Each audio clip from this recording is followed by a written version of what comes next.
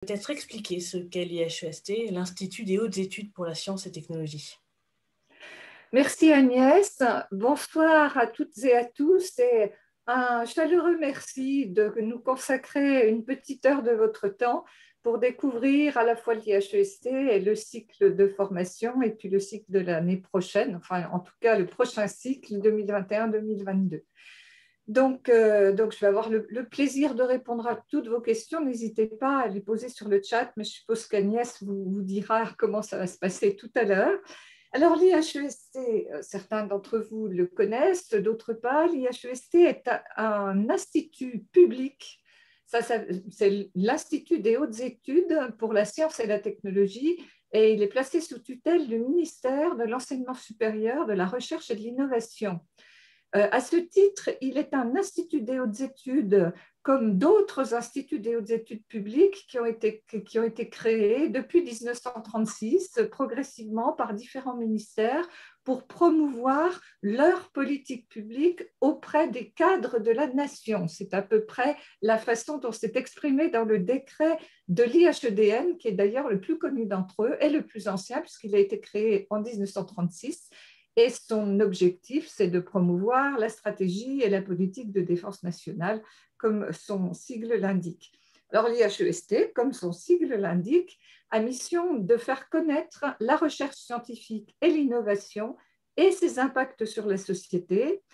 Et en ce sens, ça c'est notre mission du décret de 2006, et en ce sens, nous nous inscrivons toujours dans la droite ligne de la récente loi de programmation pour la recherche et dans les objectifs que Mme Frédérique Vidal, notre ministre de l'Enseignement supérieur et de la Recherche, a énoncé vendredi dernier, si je ne dis pas de bêtises, lors de la conférence de presse qu'elle a organisée sur le thème « Science pour et avec la société ». Et nous sommes bien, au niveau de l'IHEST, un des instituts de l'enseignement supérieur et de la recherche qui sommes aussi comptables de ces objectifs, science et avec et pour, ou pour et avec la société. Je ne sais jamais dans quel sens.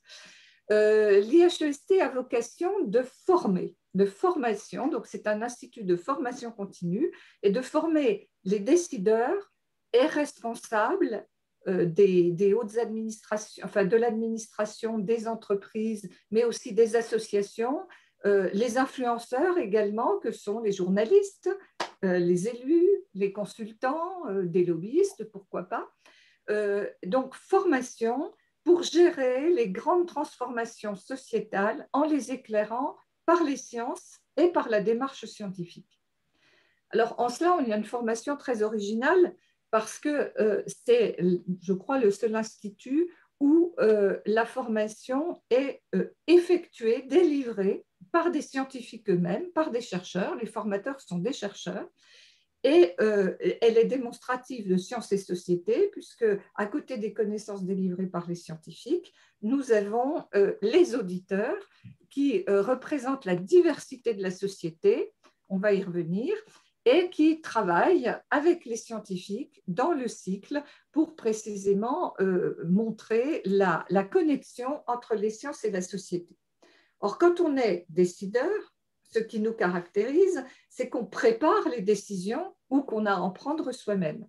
Et donc, le cycle de l'IHEST, qui s'appelle Enjeux sociétaux, sciences et décisions, est axé sur le rôle des sciences et l'utilisation de la démarche scientifique dans la préparation et la prise de décision. Alors, un bon schéma valant mieux qu'un long discours. Si Mélissa veut bien me passer un schéma global qui représente ce qu'est le cycle de formation de l'IHEST. Donc, il repose sur 3 piliers qui, d'ailleurs, sont interactifs. D'abord, la diversité du public, donc diverses origines socioprofessionnelles. Nous avons des chercheurs, nous avons des responsables de l'administration, de toutes les administrations françaises, y compris les administrations hospitalières et territoriales. Nous avons des représentants des secteurs économiques, donc les entreprises, grandes ou petites, mais aussi toutes les structures qui sont autour des entreprises. Nous avons aussi des gens de la société civile. J'ai cité tout à l'heure les élus, les journalistes, les influenceurs. Dans la diversité, il faut noter aussi la diversité de genre, hein, égalité homme-femme, et la diversité d'âge. Je crois que le plus jeune de nos auditeurs avait 29 ans et le plus âgé a un peu plus de 65 ans. Hein. La plus âgée, c'était une dame, avait 68 ans. Donc, vous voyez qu'il y a vraiment aussi une palette d'âge importante. Et alors, alliance de cette diversité du public avec des contenus scientifiques délivrés par des chercheurs de différentes sciences. Donc, on est pluridisciplinaire à l'IHEST. Quand on parle de sciences, ce n'est pas seulement des sciences dures, les sciences exactes, mais c'est aussi, pour citer Bruno Latour, les sciences douces, les sciences humaines et sociales, et puis tout l'éventail des sciences de la vie, aussi des sciences de l'écologie, etc. Et le dernier pilier, c'est la pédagogie active. On ne vient pas à l'IHEST comme on va à l'école pour entendre des chercheurs et puis ne pas réagir, mais au contraire, pour échanger avec les chercheurs, les questionner, questionner même leurs propres approches. Et ils se prêtent très, très volontiers à cet échange parce qu'ils sont habitués à la controverse. Il y a des travaux de groupe qui sont pratiqués en intelligence collective. Et puis, j'y reviendrai, on pratique également, notamment dans les ateliers, la démarche scientifique. Je crois que j'ai répondu à ta question, à ta première question, Agnès. Tout à fait. Donc, mais on va revenir un petit peu en détail sur ces différents points. Au cours de ce webinaire, nous allons donc présenter le prochain cycle national de formation et répondre à toutes vos questions. Je vois que vous avez commencé à les poser dans le chat. Je les compilerai et je les poserai à Sylvane au fur et à mesure de la discussion. Je n'oublierai aucune question, en fait, ça va bien se passer. Éventuellement, celles qui n'auront pas pu être traitées dans la discussion seront abordées à la fin du webinaire. Et puis, je vous précise immédiatement que cette discussion est enregistrée et que la vidéo sera disponible sur le site de l'IHEST d'ici 2 à 3 jours, si vous souhaitez la revoir ou la partager. Bon, alors Sylvane, rentrons dans le vif du sujet. Quel est le thème du prochain cycle national? Alors, le thème du prochain cycle national continue à creuser le sujet des transitions.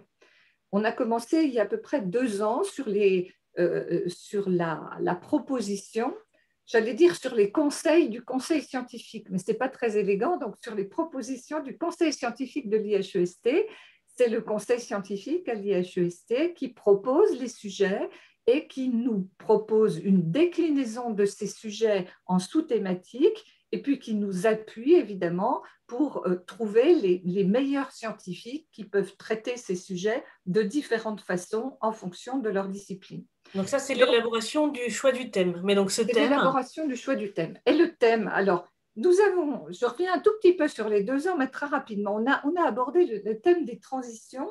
Le conseil scientifique a dit, voilà, depuis le milieu du XXe siècle, il y a au moins 2 grandes transitions qui vont transformer, mais drastiquement, nos sociétés. C'est la transition numérique et la transition écologique liée au réchauffement climatique d'origine anthropique.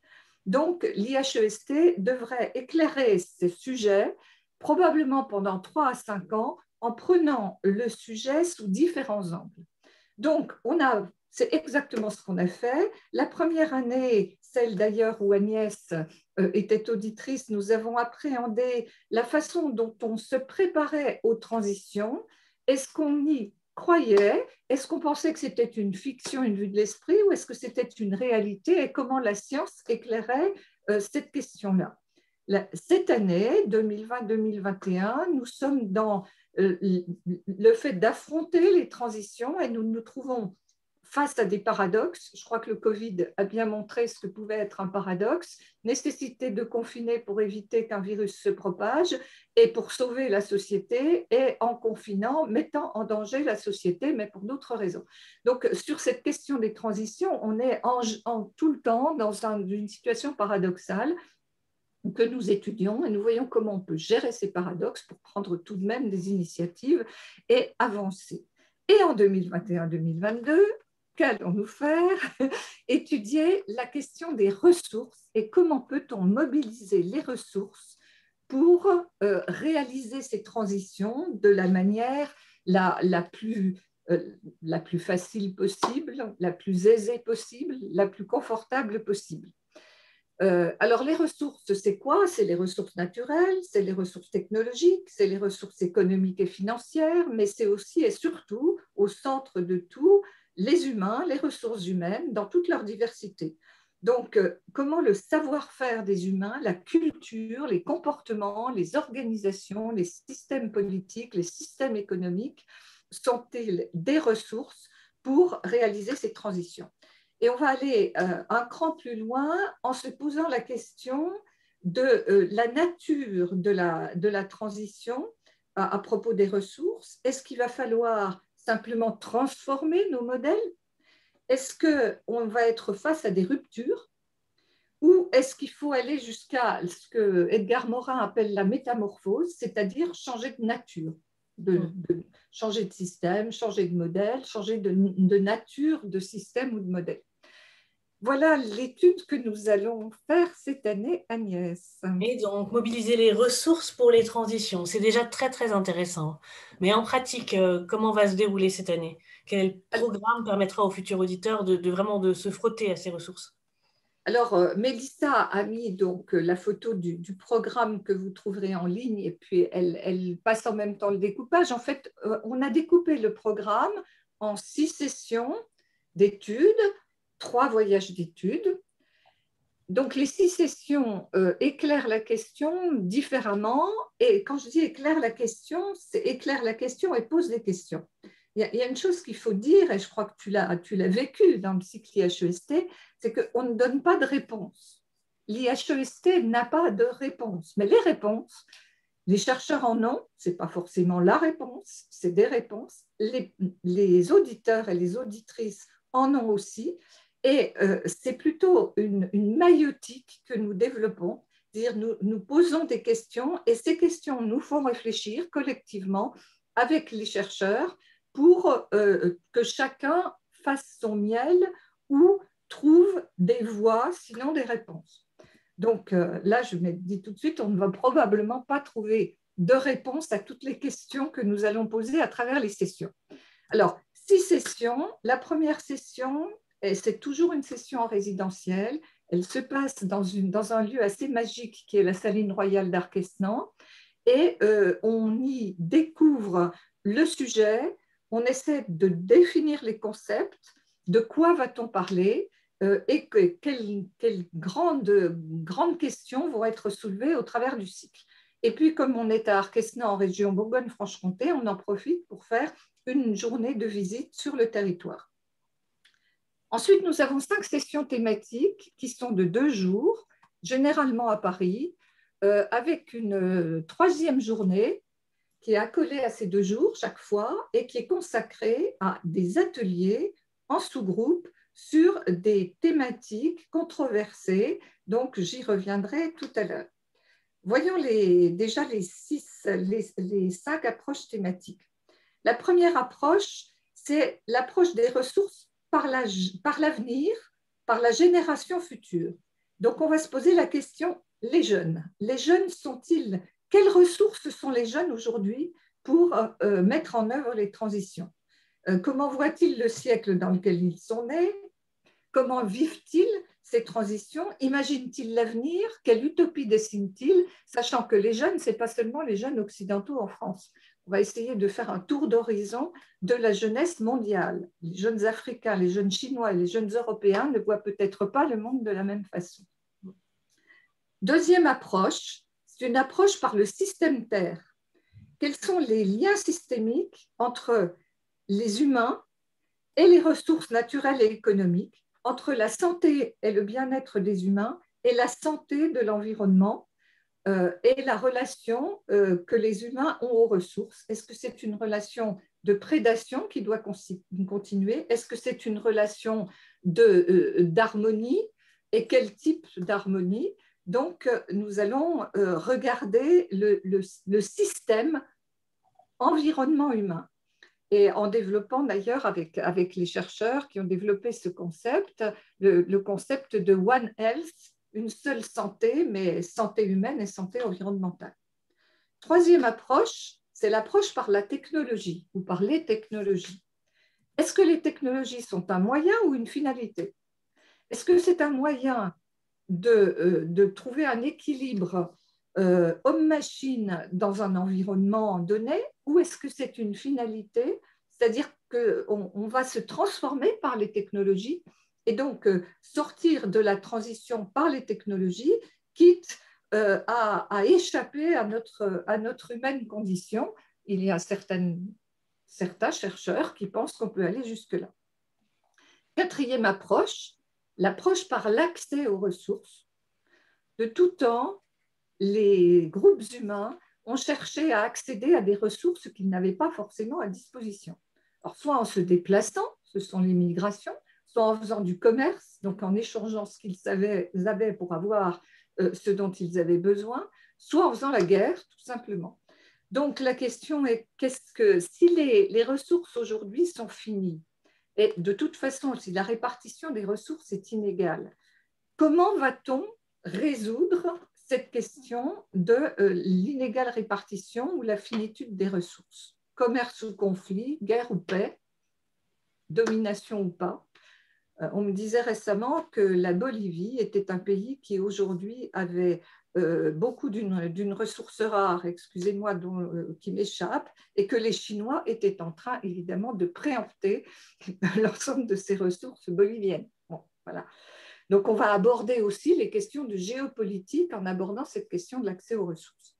Et la cinquième approche, c'est par la régulation, par les organisations et les systèmes humains. Est-ce que les systèmes et les organisations vont réguler ou au contraire vont déréguler? Quid des organisations internationales? Que vont devenir les organisations comme l'ONU, par exemple? Et on va passer des organisations internationales jusqu'aux organisations les plus proches des citoyens, notamment les entreprises ou les formes d'entreprises ou d'associations. On va aussi se poser la question des États, des territoires et puis des régimes politiques.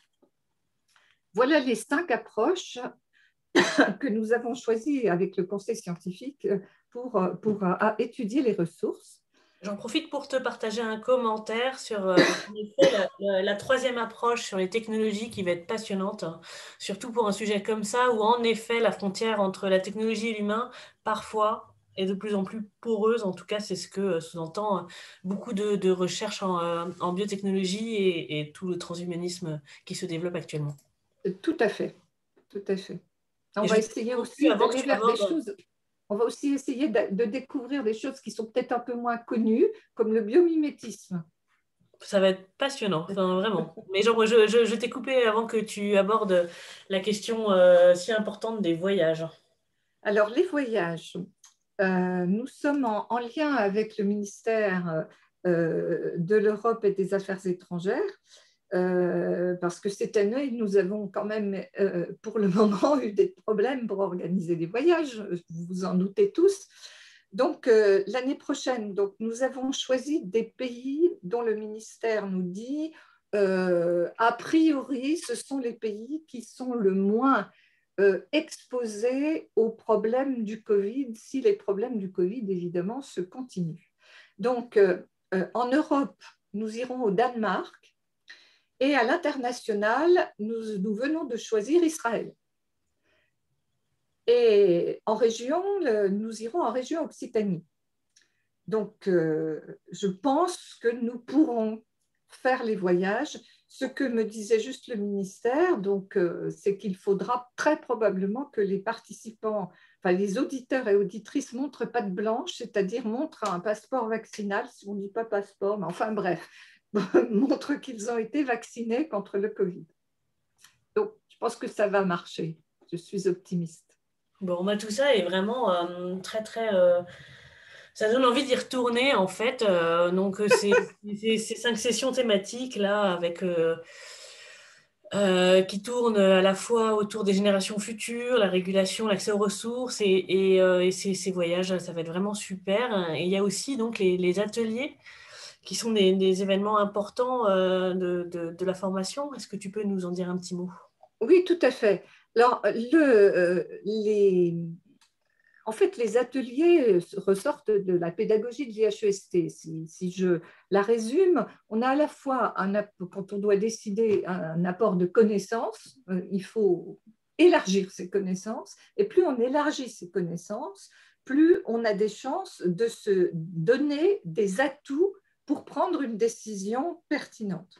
Donc la science donne des éléments de connaissance, parfois incontournables d'ailleurs. On a vu pour le Covid, si on n'avait pas eu le conseil scientifique, je ne sais pas comment le gouvernement aurait compris ce virus, son comportement et comment on aurait découvert un vaccin. Donc là, je crois que c'est caricatural, le Covid, sur le rôle de la science dans la décision.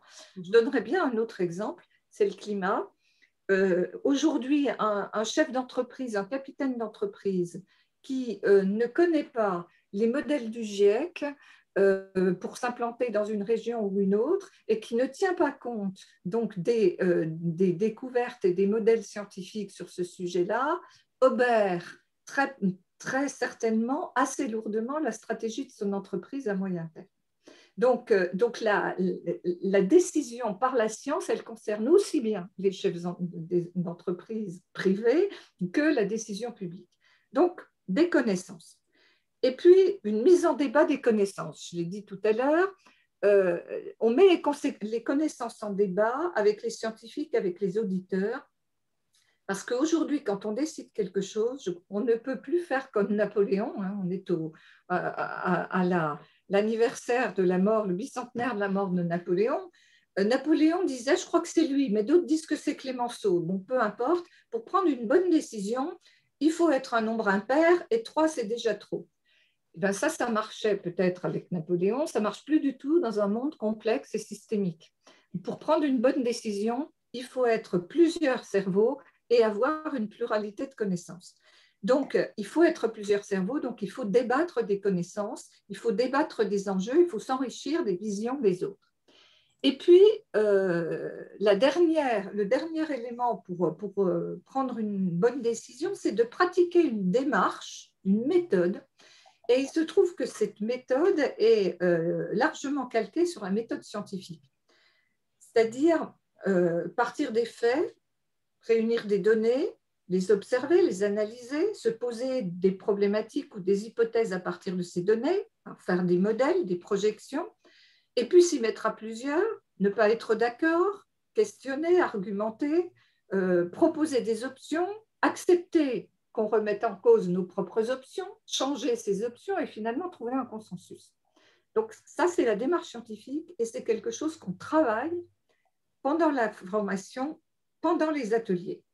Alors les ateliers, c'est des petits groupes, donc le groupe de 45 auditeurs est divisé en 4 ou 5, plutôt 9 à 10 auditeurs par groupe. Chaque groupe a un sujet. On a choisi les auditeurs les moins compétents sur le sujet, exprès. Et donc, ce groupe d'auditeurs va investiguer, découvrir le sujet, trouver des sources, trouver des intervenants, donc se documenter sur le sujet, puis ensuite élaborer une problématique, ensuite creuser cette problématique. Ça va discuter assez fort dans le groupe, quelquefois avec beaucoup d'antagonisme, mais toujours dans la bonne humeur. Mais quand les gens ne sont pas d'accord, ils ne lâchent pas facilement. Et puis, à un moment donné, il faut se mettre d'accord parce qu'il y a un rapport à rédiger avec des préconisations à faire. Et ce rapport est envoyé à la représentation nationale, soit à l'Office parlementaire pour l'évaluation des choix scientifiques et technologiques, soit au président de commission parlementaire. Voilà ce que sont les ateliers et voilà ce qu'est le travail en atelier. Et donc les ateliers, c'est quand même cet exercice d'intelligence collective qui est si particulière à l'IHEST et qui permet de rentrer en profondeur tout au long de l'année dans un sujet qu'en effet qu'on ne connaît pas et de mettre en pratique immédiatement les compétences qu'on acquiert dans les sessions thématiques. C'est vraiment un exercice très intéressant. Mais bon, tout ça, c'est formidable.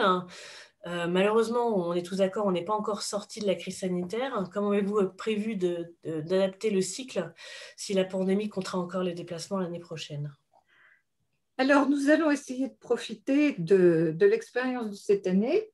Cette année, on a dû adapter en temps réel quasiment et faire un peu comme les universités ou comme l'éducation nationale. On a basculé en distanciel brutalement au mois de mai dernier, une session qui était prévue en présentiel. Et puis, on s'est rendu compte que c'est un peu difficile de suivre 2 jours complets de conférences, d'échanges, de débats de groupe à distance, alors que c'est très fluide en présentiel. Donc, on a établi cette année, on s'est mis à faire un peu, à découper une session par demi-journée, ou une journée plus une demi-journée, une journée plus 2 demi-journées, quand on faisait du distanciel. Et le problème qu'on a eu essentiellement, c'est un problème d'emploi du temps parce qu'on a été obligé d'annuler une session pour la reporter, on a été obligé de basculer en distanciel d'autres sessions, on a maintenu en présentiel quand même un certain nombre de sessions. Bref, nous nous sommes adaptés et je remercie les auditeurs de cette année qui se sont adaptés magnifiquement avec nous et avec une bonne volonté absolument remarquable. Alors, on va essayer de ne pas faire vivre cela à la promotion 2021-2022. Donc, la philosophie, c'est le cycle est en présentiel. Si tout va bien, si nous sommes vaccinés, si nous ne sommes pas reconfinés, ça sera en présentiel, comme le cycle que vous avez vécu, du moins dans sa première partie, Agnès. Et donc, nous allons mettre en ligne, après ce webinaire, le planning, c'est-à-dire les jours qu'il faudra bloquer. En parallèle, nous avons prévu un deuxième planning au cas où nous devrions passer en distanciel. Donc, ce planning, en gros, ça sera un webinaire d'introduction, plus une demi-journée, plus une journée en présentiel, plus une autre journée en distanciel. Donc, on vous donnera les dates du découpage à distance. Donc, vous aurez les 2 plannings là d'ici une semaine. Le planning normal, et j'espère bien qu'on va pouvoir le tenir. Et puis, au cas où l'épidémie reparte, et quand elle repartira, alors à ce moment-là, on ripera sur le planning à distance, en libérant évidemment une partie des jours en présence. Je ne sais pas si je suis claire parce que je trouve que ce n'est pas très facile à expliquer, mais il ne faudra pas hésiter à me poser toutes les questions que vous voulez. Ça vous permettra, dans l'emploi du temps, de dire, bon, bah, on bloque ça. Éventuellement, il faut qu'on fasse attention à telle ou telle demi-journée. On libérera une journée si jamais le Covid repart. Voilà. Mais on comprend quand même que vous avez pensé à tout et que le cycle ne sera pas détérioré en qualité par les changements. Donc ça, c'est vraiment super. Détérioré en qualité, non. Non. Penser à tout, je ne dirais pas ça, parce jamais. que après ce qu'on a vécu cette année. J'en profite pour glisser des questions. Au-delà du vaccin, qui va en effet sembler être un élément important, quels sont les critères de sélection des candidats? Quel profil est recherché par l'IHEST? Alors, toutes les personnes qui sont en situation de responsabilité et ou en situation d'influence sont les bienvenus à l'IHEST. Tous les décideurs, entre guillemets, les responsables sont les bienvenus. Alors, responsable d'association, responsable d'un service, responsable d'un projet, chef de projet, responsable d'une direction d'entreprise ou d'administration, ou d'un bureau, ou d'un département. Donc, situation de responsabilité. Et donc, c'est ça qui est le prérequis. Après, il n'y a pas de prérequis d'âge, sachant qu'on a quand même davantage, à des niveaux de responsabilité et de décision, on a davantage de quarantenaires, cinquantenaires que de trentenaires, mais on a quelques trentenaires. Et puis, quand on est haut potentiel, c'est-à-dire si notre management dit toi, tu es haut potentiel parce que normalement, tu vas aller plus vite que les autres pour prendre un poste à responsabilité, on est aussi éligible à l'IHEST. Donc, être en situation de responsabilité ou éventuellement haut potentiel. Voilà, c'est ça le fond de la sélection. Non, il y a quand même un deuxième critère qui est important, c'est la motivation. Donc, vous avez sur le site web, vous pouvez remplir un dossier de candidature. Et il y a un questionnaire de motivation. Alors, mon conseil, c'est remplissez-le attentivement. Prenez votre temps. Vous pouvez y revenir plusieurs fois. Ce que vous avez saisi sera enregistré, pas de souci. Enfin, à condition que vous l'enregistriez, mais bon. Et prenez votre temps parce que la sélection se fait par un conseil d'enseignement. Donc, il y a une dizaine de personnes qui examinent les dossiers de candidature. Donc, évidemment, les gens qui ne sont pas en situation de responsabilité seront mis de côté, mais en général, tout le monde répond à ce critère-là. Et après, le conseil d'enseignement lit très attentivement les motivations. Et quand le taux de pression est grand, c'est-à-dire qu'on a beaucoup de dossiers pour 45 ou 50 candidats, eh bien, le conseil d'enseignement va avoir tendance à privilégier un dossier de motivation qui est le mieux rempli ou le mieux argumenté. C'est donc l'engagement des candidats qui est aussi un facteur. Voilà, motivation, engagement. Pour moi, c'est un peu le. Mais tu as raison, c'est un engagement. C'est-à-dire, quand on commence le cycle, bon, alors on peut avoir un problème au milieu du cycle. Hein. Ça nous arrive à peu près presque tous les ans. Problème de santé, un problème personnel. Mais 99% des candidats commencent le cycle et le terminent. Mais ça amène à la question suivante, alors c'est une question qui s'adresse à moi, c'est un peu inhabituel pour ce genre de webinaire, pour moi en tout cas, que m'a apporté cette formation dans mon métier.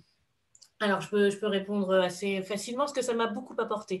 Ça a été pour moi un exercice, une expérience d'une grande richesse. Alors évidemment, il y a le contenu des sessions thématiques où on a l'occasion de rencontrer énormément de points de vue de chercheurs, de les confronter. Et donc là, il y a un exercice de culture générale scientifique, évidemment, qui est passionnant pour un journaliste, évidemment. Et il y a ensuite l'expérience proposée par l'IHEST, cette confrontation des points de vue, cette intelligence collective, le travail en atelier, c'était une vraie richesse professionnelle pour moi et c'est toujours quelque chose. Je suis très, très, très heureuse d'avoir fait cette formation il y a donc je l'ai fini il y a un an. Un peu moins, mais donc voilà. J'espère que ça répond à la question et donc, ça pose la question aussi en général, hein, parce qu'au-delà de mon cas personnel qui est particulier, qu'apporte le cycle national de l'IHEST aux auditeurs? Peut-être que Mélissa, tu pourrais passer le témoignage de quelques auditeurs. Moi, je suis mal placée pour le dire. Je vais forcément vous dire que ça vous apporte plein de choses. Je vous passe ça tout de suite.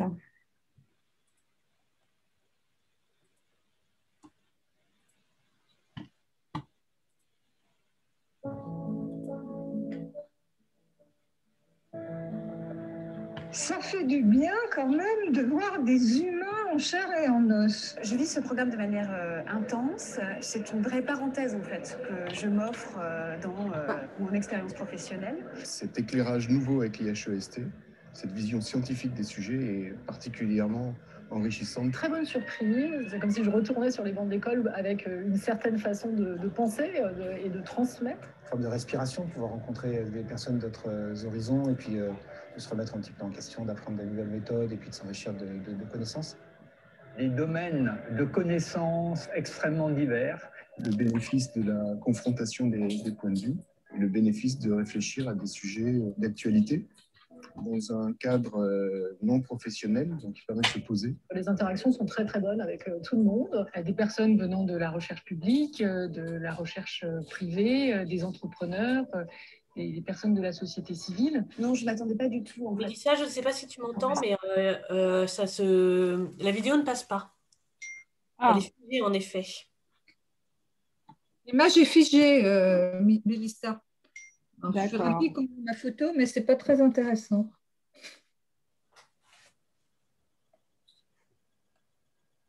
Ah, on fait quoi? Tu penses qu'on peut relancer? Oui. Alors, je vais repartager mon écran. Vous allez me dire si c'est bon. Sinon, bon, on a entendu, mais...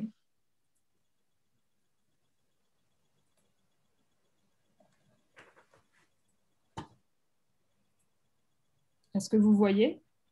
Attends, pour le moment, rien.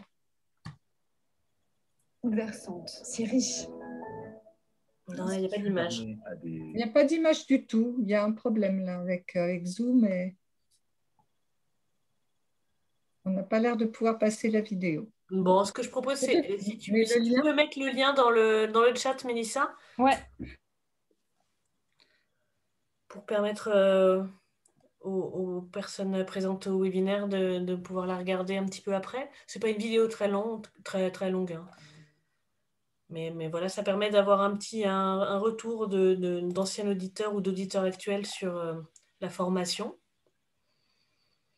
Et je vous propose de continuer. Donc, l'IHEST a également acquis récemment la certification des compétences utilisées, la démarche scientifique dans la prise de décision, qui est reconnue par France Compétences. Peux-tu, Sylvane, nous en dire un mot? Oui, alors ça, c'est très important. France Compétences est aujourd'hui l'organisme, l'institut public qui manage l'ensemble de la formation professionnelle dans ce pays, ce qui n'est pas une mince affaire. Donc, à la fois en termes de financement avec la Caisse des dépôts et puis en termes de certification des compétences délivrées par la myriade d'organismes de formation publique et privée qui existent dans ce pays. Donc, la concurrence est grande et nous avons réussi à être reconnus comme certificateurs de la compétence utiliser la démarche scientifique dans la prise de décision. Ça veut dire que nous pouvons offrir aux auditrices et aux auditeurs la possibilité d'être certifiés comme ayant acquis cette compétence-là à l'issue du cycle de formation. Encore faut-il donc être volontaire pour passer cette certification. Ça demande un tout petit travail supplémentaire. On a essayé que ce soit le moins possible. Donc, on a essayé de faire l'évaluation, mais on est obligé d'évaluer que la personne a bien acquis la compétence. Donc, on a inséré cette évaluation aux exercices qui sont demandés à tous les auditeurs. Donc, simplement ceux qui ne passent pas la certification ne font pas cette évaluation, ne sont pas évalués, et ceux qui la passent sont évalués. Et il y a un petit travail supplémentaire qui est un rapport d'études sur les voyages, sur un sujet qu'ils choisissent pour montrer qu'ils ont acquis une des 5 compétences que Mélissa est en train d'afficher. Je ne sais pas si vous les voyez bien. Cette compétence se décline en 5 blocs de compétences. Bon, ça c'est peut-être un petit peu technique, voilà. Les 5 blocs de compétences qui constituent utiliser la démarche scientifique de la prise de décision, c'est conduire une analyse avec la démarche scientifique. Donc, c'est ça que ce rapport va démontrer. Anticiper les risques de débat et de crise associés aux évolutions scientifiques et technologiques. Présenter une analyse avec assertivité pour convaincre. Mobiliser l'intelligence collective et développer son esprit critique. On a un peu résumé, hein, parce que si vous allez sur le site, vous allez voir que ces compétences sont un tout petit peu plus développées que ça. Mais l'intérêt, je pense, pour une entreprise ou pour une institution, c'est qu'on peut faire valoir cette compétence-là. J'imagine par exemple que dans un COMEX, un dirigeant peut dire « moi j'ai besoin d'un cadre qui sache utiliser la démarche scientifique dans la prise de décision pour nous aider sur tel ou tel aspect ». Voilà.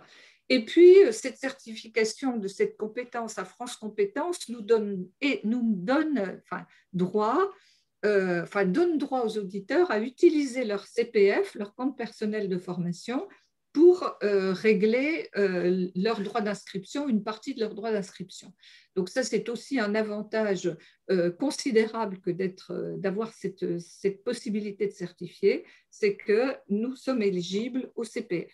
Ah oui, ça c'est un élément important et ça permet de poser une question aussi qui est très importante pour les auditeurs d'ailleurs qui est posée, qui est le budget, le coût de la formation et comment on peut le financer.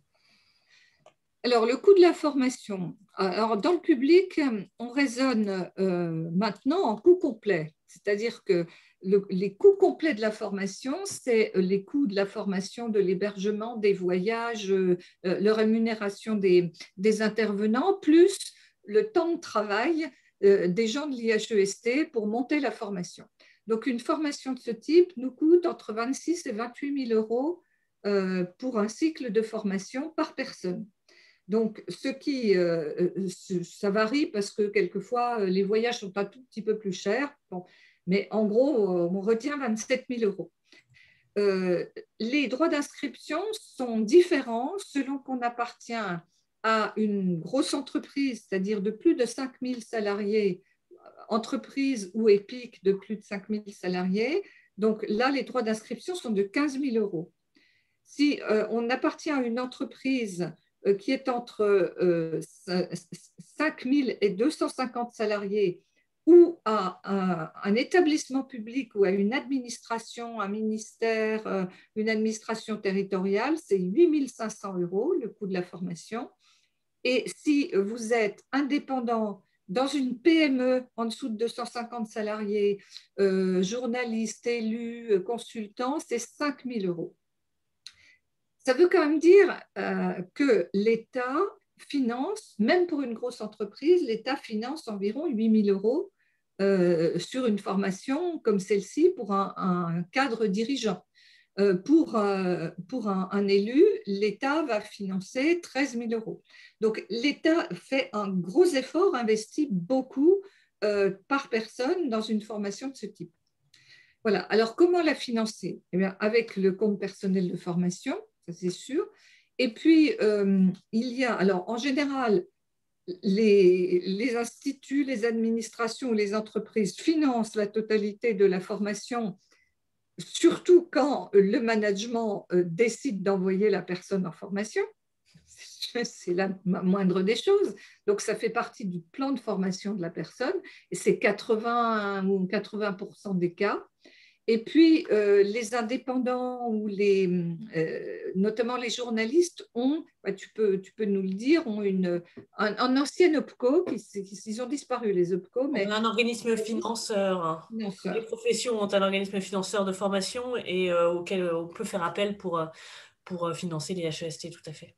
Donc, je ne saurais pas vous dire quels sont tous les organismes financeurs qui restent. Mais Solène Auger, qui est votre interlocutrice pour tout ce qui est candidature, inscription, toute question que vous avez à poser, Solène est à votre disposition pour vous répondre ou vous trouver les réponses. Oui, je vois qu'il y a une question un petit peu précise sur la mobilisation du CPF lorsque celui est encore comptabilisé en heures de formation. Ce genre de questions, à mon avis, il est préférable de les poser directement à Solène. Si on pourrait remettre les coordonnées de Solène dans le chat pour que vous les ayez, elle répondra à toutes vos questions très précisément et ce sera vraiment la meilleure solution. Voilà, parce que ça, c'est un cas particulier. Effectivement, Sandrine doit le savoir. Je ne vois pas le nom de Sandrine, donc je me permets d'utiliser votre prénom. Normalement, le CPF est passé en euros depuis les décrets d'application de la loi de 2018, mais il y a encore des exceptions, ce qui n'est pas trop étonnant. Donc, honnêtement, moi, je ne peux pas vous répondre, mais Solène va vous trouver la réponse sans problème. Voilà, les coordonnées de Solène sont dans le chat, solène.auger@ihest.fr. N'hésitez pas à la contacter. Question aussi importante, quelles seraient les raisons de ne pas candidater? Bon, alors je vais répondre par une boutade, puis après j'essaierai de... Ben, il n'y en a pas. Alors, ça c'était la boutade. Les raisons de ne pas candidater, il y en a, en fait, si, il y en a certainement beaucoup. Mais il y a quelque chose qui était dit dans la vidéo par un député. Et il abordait le problème du temps. Il dit, il y a beaucoup de mes collègues qui disent, ça nous intéresse, mais c'est beaucoup de temps, 3 jours par mois, c'est énorme. Donc, ça peut être une raison de ne pas candidater. Et le député Philippe Bolo lui disait, c'est une question d'organisation. Une fois qu'on a décidé de le faire et qu'on est motivé pour le faire, on s'organise et on y arrive. Moi, ce que je peux vous dire, c'est que Philippe Bolo n'a jamais raté une session. Ça lui est arrivé une fois de partir en avance parce qu'il avait vraiment un débat à l'Assemblée nationale, mais autrement, il n'a jamais raté une session. Donc, il peut y avoir la question du temps. Après, il peut y avoir la question de le management ne veut pas vous envoyer. Bon, alors après, à vous de voir. Hein, on a eu un exemple d'une personne d'IBM qui voulait absolument faire le cycle et qui est allée, et le management ne voulait pas, elle a dit à son management que vous le vouliez ou non, je le ferai. Donc, je vais me le payer, je vais prendre tous mes congés. Et là, son manager a dit, bon, alors vous payez le cycle et je vous donne les congés. Bon, donc, c'est aussi une possibilité, mais dans ce cas-là, il faut se battre. Bon, il peut aussi y avoir que le cycle ne vous intéresse pas, c'est aussi une raison de ne pas candidater. Le fait d'avoir quelquefois des questions personnelles qui peuvent empêcher de le faire. Est-ce que c'est un engagement, faut quand même… Voilà, c'est ça.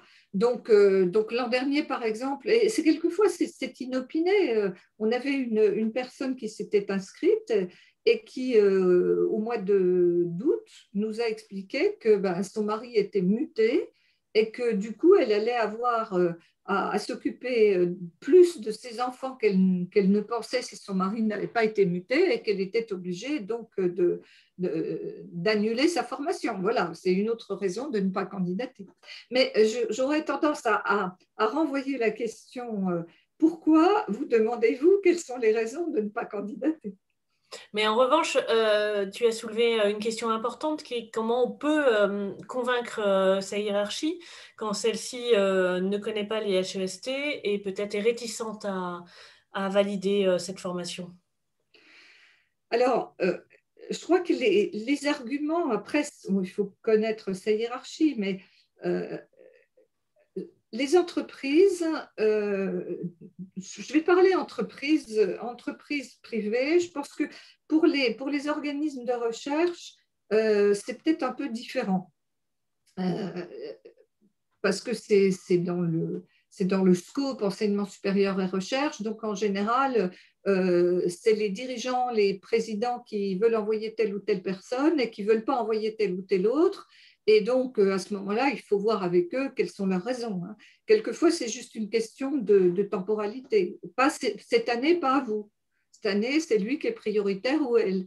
L'an prochain ou dans 2 ans, on verra. J'ai vu ça parce que j'ai été directrice de communication de 2 organismes de recherche. J'ai vu les 2 fois les présidents réagir comme ça avec leurs collaborateurs. C'est pour étaler les choses et pour être sûr que le candidat soit pris. Et dit, si j'en envoie 5, on va m'en prendre 2. Je préfère en envoyer 2 et comme ça, on va prendre à 2 et je n'aurai pas de problème. Au niveau d'une entreprise, souvent, il y a un discours. Et puis, il y a l'application. Donc, le discours, c'est quand même très souvent qu'il faut développer les capacités des cadres, les soft skills. Il faut des cadres innovants, des cadres qui sont capables d'aller chercher des idées différentes, qui soient capables de travailler en équipe, de mobiliser des équipes, qui soient capables de faire des propositions, d'être force de proposition, d'être créatifs, d'être innovants, d'être réactif, d'être adaptable. C'est toutes les qualités qu'on va demander à un cadre aujourd'hui dans les entreprises. Donc l'argument, c'est faire l'IHEST. D'abord, ça va montrer que je suis adaptable et organisée parce que je vais quand même faire mon boulot de la même façon et je vais suivre le cycle. Donc, je suis un cadre motivé, mobilisé, compétent, adaptable et organisé. D'autre part, je vais aller chercher là des éléments qu'on ne trouvera pas ailleurs. Et puis d'autre part, je vais aussi développer un réseau qui peut être à la fois international, parce que quand on fait des voyages, on rencontre bien évidemment des interlocuteurs du pays qu'on va voir. Donc on peut tout à fait développer ce réseau personnellement, on n'est pas obligé de passer par l'IHEST. Et puis d'autre part, je vais développer un réseau au sein de ma promotion et au sein du réseau des 650 auditeurs formés depuis 2006. Donc, je vais élargir mon réseau et ça ne peut que faire du bien à l'entreprise. Donc, ça, c'est un autre aspect, un autre argument. Parfait. Et je crois que tu as aussi un argument, tu as des données sur le devenir des anciens auditeurs qui peuvent constituer aussi des arguments pour se décider ou non à postuler au cycle national de l'IHEST. Oui, tout à fait. On s'aperçoit, on a fait quelques statistiques, on s'aperçoit qu'il y a quand même un pourcentage, c'est à peu près un quart des auditeurs qui ont fait le cycle dans les 3 ans qui changent de fonctions pour prendre plutôt des fonctions avec des responsabilités supplémentaires. Alors, attention, corrélation n'est pas causalité. Hein, ça, c'est un point fondamental de la démarche scientifique. Donc, on peut faire une corrélation, on ne peut quand même pas donner un effet de causalité. Mais c'est assez impressionnant que les auditeurs de l'IHEST sont mobiles. Et tous, ils sont mobiles. Et après 10 ans, il y a 75% des auditeurs qui ont changé de fonction une fois au moins et souvent plusieurs fois. Donc, c'est vrai que la mobilité est aussi un argument qu'on peut faire valoir vis-à-vis d'un manager. Et il y a le réseau. Et le réseau, je pense, c'est très important. Et d'ailleurs, le réseau, il y a une question à ce sujet. Les auditeurs restent-ils en lien pour continuer ou approfondir les apprentissages? Absolument. Donc, il y a un collègue qui s'appelle Olivier Dargouche qui écoute ce webinaire, mais que vous ne voyez pas, qui est le responsable de l'animation du réseau des auditeurs. Donc, je vous disais, il y a 650 auditeurs aujourd'hui, un petit peu plus, qui ont été formés depuis 2006. Là, alors, je ne vais pas vous dire que les 650 restent en liaison quotidienne avec nous, mais toutes les promotions, la première promotion jusqu'à la dernière promotion, ont des auditeurs qui restent en lien régulier avec l'IHEST. Et ce que nous sommes en train de développer à la demande des auditeurs, c'est une plateforme qui s'appelle AluneForce et qui permettra de faciliter les liens entre les auditeurs, c'est-à-dire que sans passer par l'IHEST ou très facilement juste en se connectant avec la plateforme, vous pourrez trouver, comme sur LinkedIn, les profils des auditeurs, leurs compétences, leur domaine d'expertise, leur localisation géographique pour les joindre de façon tout à fait libre. Ça fonctionne comme LinkedIn, mais c'est totalement privé. Et puis, on va développer des projets, les auditeurs en développent aussi. Il y a un livre qui a été écrit l'année dernière sur l'intelligence collective à l'initiative d'une dizaine d'auditeurs, et il y a 130 auditeurs qui ont participé d'une manière ou d'une autre à l'écriture de ce livre. Il y a cette année, l'an dernier, les auditeurs Grand Est qui se sont organisés pour faire un club IHEST Grand Est. Ils appellent ça en fait une délégation IHEST Grand Est. Et cette année, les auditeurs de la région Rhône-Alpes, Auvergne-Rhône-Alpes, pardon, ont décidé de faire la même chose, donc de se co-organiser pour créer des projets, des événements, des liens et continuer le réseau. Donc oui, le réseau est vivant et va continuer à être vivant. Le réseau continue, si je peux préciser aussi, le réseau continue, mais également l'engagement des auditeurs face à leur sujet, à la thématique, à la question des transitions. Je sais que dans ma promotion, on continue de discuter entre nous, de partager des choses, d'essayer d'imaginer des projets en lien avec cette question du changement climatique et de la transition écologique dont notre société a besoin. Question très pratique. À quelle date la formation va-t-elle démarrer ? Alors, elle démarre le 20 septembre. Attendez, je revois l'agenda de septembre pour ne pas vous dire une bêtise. Septembre.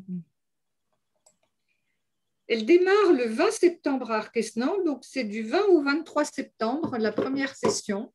Puis après, il y a une session par mois. Il y a une en octobre. On mettra les dates, hein. On les avait depuis un petit moment, mais on ne les avait pas affichées à cause du Covid, ne sachant pas sur quel pied il fallait qu'on danse. Donc, on va les afficher, mais c'est une session par mois jusqu'au mois de juin. Autre question très pratique et très importante, faut-il être de nationalité française pour candidater ? Pas du tout. Vous pouvez, n'importe quelle nationalité peut candidater à condition de parler français parce que les formations sont en français. Alors, les voyages souvent se font en anglais avec toujours quand même une traduction pour les auditeurs ou auditrices qui maîtriseraient mal l'anglais. Donc, à partir du moment où on parle français, on peut candidater, quelle que soit sa nationalité. Ensuite, des questions un petit peu plus importantes, ou en tout cas peut-être un peu plus compliquées sur l'éligibilité de la formation. Faut-il être ou un cadre non manager expert dans la fonction publique peut-il être éligible? Oui, à partir du moment où il a une expertise, c'est-à-dire une influence. C'est-à-dire que ce que nous cherchons à faire à travers notre mission, c'est vraiment de porter le message que la science est fondamentale pour traiter des questions de société. Donc, il faut pouvoir avoir dans sa fonction la capacité de promouvoir cet aspect-là. Voilà. Donc, c'est ce qu'on appelle l'influence à l'IHEST. Et est-ce qu'il... Par exemple, excuse-moi, mais un inspecteur de l'éducation nationale, un expert, il n'est pas forcément manager, mais il a comme mission d'inspecter des gens et des opérationnels, est tout à fait éligible à l'IHEST. Enfin, un inspecteur d'un ministère ou d'une administration. Avez-vous déjà une idée des thématiques qui seront abordées dans les prochains cycles? Il y a quelqu'un à qui je pense essaye de faire son marché cette année. Dans les prochains cycles, 2022-2023, oui. Je pense qu'on sera quand même encore sur les questions de transition, mais je ne peux pas vous dire sous quel angle, parce que le comité scientifique se réunit le 26 juin pour parler des thématiques 2022-2023. Donc c'est encore indécis, c'est encore à découvrir. Par contre, en effet, la date limite de candidature, Mélissa vient d'y répondre, je crois, dans le chat, c'est le 8 juin. C'est 8 juin. Que vous avez encore... 8 juin pour terminer vos dossiers. Un mois. Mais, voilà. N'hésitez pas, si vous avez un souci, à Solène, à appeler Solène ou à joindre Solène ou formation@ihest.fr. On est vraiment à votre service pour vous aider. Oui. Alors, je ne vois plus d'autres questions. Je crois qu'on a répondu à tout. Donc, il me semble qu'on est au terme de notre discussion. Ça fait 1 heure, ça doit être ça. Merci Sylvane d'avoir répondu à toutes nos questions. Merci à toi et merci à tous et à toutes de votre patience et j'espère vous avoir donné envie de venir à l'IHEST comme auditeur et auditrice. Je vous signale à nouveau que la vidéo de ce webinaire sera disponible sur le site de l'IHEST d'ici 2 ou 3 jours.